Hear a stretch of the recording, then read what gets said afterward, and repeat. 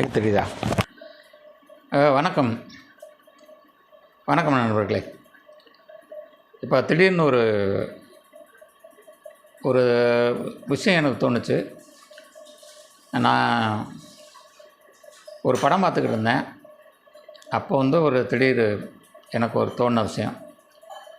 ஏன்னா நம்ம சினிமா ஃபீல்டில் இருக்க அத்தனை பேருக்கான ஒரு இன்றைய காலகட்டத்தில் உள்ள டைரக்டர் அப்படிங்கிற ஒரு விஷயத்தில் எல்லாரோட மனநிலை எப்படி போய்கிட்டு இருக்குன்னு சொல்லி எனக்கு ஒரு தோணுச்சு. திடீர்னு ஒரு அது எண்ணம் தான், வேறு ஒன்றும் இல்லை.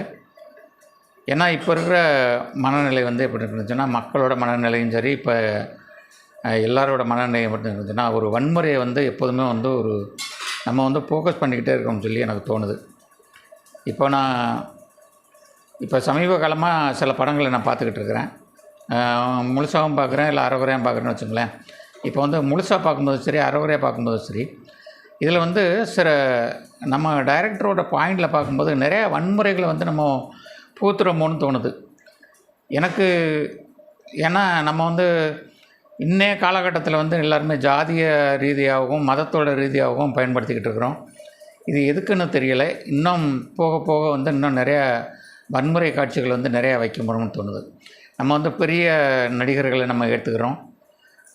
விஜய், அஜித், ரஜினி, அந்த மாதிரி விஷால், அந்த மாதிரி கேரக்டர்லாம் நம்ம கொண்டுகிட்டு வரோம். இவங்களெல்லாம் வன்முறையை தூண்டுற வகையாக தான் நம்ம பண்ணிக்கிட்டு இருக்கோமே தவிர, ஒரு வன்முறை இல்லாத ஒரு கதாபாத்திரத்தை கொண்டு வரதுக்கு நமக்கு ஒரு விஷயம் வரவில்லையோங்கன்னு எனக்கு தோணுது. அதே மாதிரி நம்ம இப்போ நம்ம எடுத்துக்கிற போனுச்சுன்னா, ரொம்ப நம்ம என்ன பண்ணிக்கிட்டோம்னு சொன்னால், கண்டிப்பாக நிறையா விஷயங்கள் வன்முறையை தூண்டுற விஷயமாக தான் பண்ணிக்கிட்டு இருக்கோம். நான் நிறையா படம் பார்த்துக்கிட்டு இருக்கேன். இப்போ நான் கொஞ்சம் காலமாக நான் படம் பார்க்கல. நானும் ஒரு டைரக்டர் ஃபீல்டெல்லாம் இருக்குதுன்னு சொல்லி தெரிஞ்சாலும் இதை என்னால் வெளிக்காட்டிக்க முடியலை. ஏன்னா நம்ம தூண்டுற விஷயங்கள் நம்ம சொல்கிற விஷயம், சொல்ல போகிற விஷயங்களோ நம்ம நேரடியான நம்ம தமிழ் கலாச்சாரத்துக்குள்ள உள்ள விஷயங்களை பற்றியோ நம்ம எதுவுமே பேசலை. எங்கேயோ ஏதோ ஒரு கண்ட்ரியில் நடக்குது, இல்லை ஒரு நாட்டில் நடக்குது, ஏதோ ஒரு டைரக்டர் பண்ணுறாரு அப்படிங்கிறதுக்காக அதை நம்ம பேஸ் பண்ணி பண்ணுறோங்கிற மாதிரி தோணுது எனக்கு. தமிழ் கலாச்சாரத்துக்கு ராஜராஜனுக்கு அப்புறம் இந்த 1000 வருஷத்துக்குள்ளே நிறையா மாற்றங்கள் வந்திருக்கு. நம்ம பார்க்க போனாலும். ஆனால் இந்த ஒரு 200 இந்த பிரிட்டிஷர்கள் வந்ததுக்கப்புறம் நிறையா மாற்றம் வந்திருக்கு. அதுக்கப்புறம் நம்ம ஒரு சுதந்திரம் அடைஞ்சதுக்கப்புறம் நிறையா மாற்றங்கள் வந்ததுக்கு. ஆனால் அந்த மாற்றத்துக்கு அப்புறமா நிறையா விஷயங்கள் இப்போ மாறி இருக்குன்னு எனக்கு தோணுது. அதனால் நீங்கள் எந்த ஒரு டைரக்டரும் சரி, யாரும் நான் பேர் சொல்லி குறிப்பிட யாரையும் விரும்பலை, எல்லா டைரக்டருக்கும் நான் சொல்கிறேன். இனிமேல் வளர்ந்து வரும் டைரக்டர்கள் ஒரு வன்முறை சம்பவத்தில் எப்போதுமே முன்கை எடுக்காதீங்க. ஒரு ஹீரோ வர்றாரு அப்படின்னு சொன்னால் 1-2 பேரை அடிக்கிறான்னு சொன்னால் அதெல்லாம் ஓகே. ஆனால் 100 பேர் 50 பேரை வந்தாலும் அவர் அடிச்சுட்டு அப்படியே நடந்து போகிறாரு அப்படிங்கிற மாதிரி. இன்னொன்று விஷயம் ஒரு 4 குண்டு பயர் பண்ணுறாங்க, அதுலேருந்து 4 பேர் இது குண்டு பாயுது, அதுலேருந்து தப்பிச்சு போகிறாரு, அப்படியே எழுந்திரிச்சு வர்றாரு அப்படிங்கிறத காட்டுங்கிறத நீங்கள் முதல்ல நான் வன்மையாக கண்டிக்கிறேன். ஏன்னா ஒரு சமூகத்தை மாற்றணும்னு சொன்னால் இந்த சினிமா ஃபீல்டு ரொம்ப பெரிய ஒரு ஆணித்தரமான விஷயம். ஆணித்தரமான ரொம்ப ஒரு ஃபோக்கஸ் பண்ணக்கூடிய விஷயம். இதுக்குள்ளே நம்ம வன்முறையைப்படுத்துறது, வன்முறைக்குள்ளே ஒரு ஹீரோங்கிற ஒரு பேரை வச்சுக்கிட்டு அதில் 100 பேர் வர்றான், வில்லன் 100 பேர் வர்றான், ஒரே ஒரு ஹீரோ அடிக்கிறாங்கிறது அதெல்லாம் நீங்கள் அதை தவிர்க்க. ஏன்னா ஒரு காலகட்டத்தில் ஒரு 30-40 வருஷத்துக்கு முன்னால் வந்த காலகட்டம் எப்படி இருந்துச்சுன்னா, அது படிக்காத மக்களுக்கு நிறையா இருந்தாங்க. அதனால் எல்லா விஷயங்களும் தெரிஞ்சுக்காமல் இருந்தாங்க. ஆனால் இப்போ படிச்சுட்டு நிறையா பேர் எல்லா விஷயங்களும் நம்ம கைக்குள்ளே வந்துருச்சு. ஏன்னா அதை சோசியல் மீடியாக்களும் எல்லாமே நம்ம கைக்குள்ளே வந்துருச்சு. அதனால் இந்த வன்முறையை தூண்டும் போது நிறையா ஜாதிய பிரச்சனையாக சரி, மத பிரச்சனையாக நிறையா இங்கே உள்ளுக்குள்ளே இருக்குது. அதனால் இனிமேல் வரும் சோசியல் மீடியாக்களையோ இல்லை சினிமாத்தனமான ஒரு விஷயங்களையோ நீங்கள் நிறையா விஷயங்களோ நீங்கள் மாற்றணும்.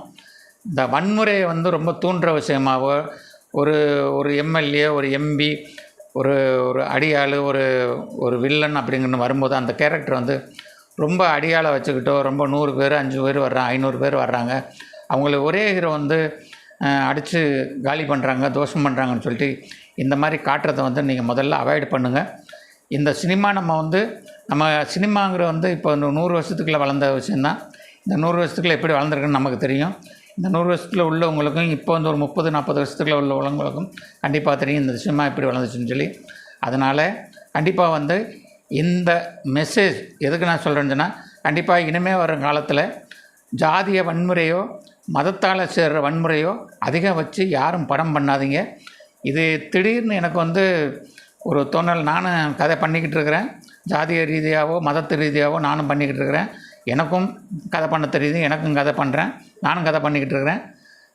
கண்டிப்பாக வந்து இந்த வீடியோ வந்து நான் இப்போ வந்து ஃபேஸ்புக்கில் ட்விட்டரில் எல்லாத்துலேயும் நான் ஷேர் பண்ண போகிறேன். இதை பார்த்தவங்க யாருமே வந்து மறுபடியும் இதை கையில் எடுக்காதீங்க. வன்முறையை தூண்டுற லெவலுக்கு நீங்கள் கையில் எடுக்காதீங்க. கையில் எடுக்கிறது மாதிரி இருந்துச்சுன்னா நீங்கள் சினிமாவே பண்ணாதீங்க. வன்முறையை தூண்டி தான் நம்ம சினிமா பண்ணணும்னு சொன்னால் அந்த வன்முறையை தூண்டி நீங்கள் சினிமா பண்ணாதீங்க. நிறையா விஷயங்கள் வந்து நமக்கு வந்து குடும்ப சூழ்நிலையும் குடும்பத்தான பாங்களையும் அப்புறம் வந்து விவசாயத்தை பற்றியோ நாட்டு நிலைமை பற்றிகளோ சொல்கிறதுக்கு நிறையா விஷயங்கள் இருக்குது. அந்த விஷயத்தை மட்டும் எடுங்க.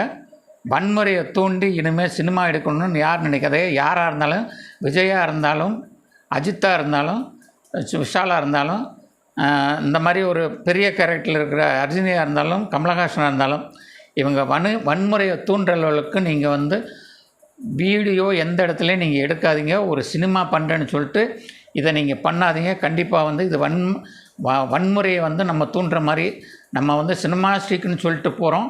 ஆனால் வன்முறையை தூண்டுற நாட்டு மக்கள்கிட்ட வந்து நம்ம இளைஞர்கள்ட்ட வன்முறையை தூண்டுறோம். அதனால் இதை கண்டிப்பாக பண்ணாதீங்க. தயவு செஞ்சு பண்ணாதீங்க.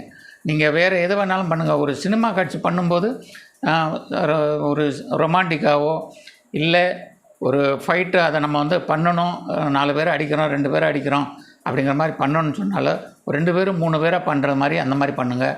வன்முறை 100 காரு 50 காரு அந்த மாதிரி போகிற மாதிரி பண்ணாதீங்க. தயவு செஞ்சு நிறையா வந்து நம்ம இந்த இளைஞர்களுக்கு வந்து நம்ம வந்து நிறைய வன்முறையை தூண்டுறோங்கிற மட்டும் எனக்கு நல்லா தெரியுது. நன்றி, வணக்கம்.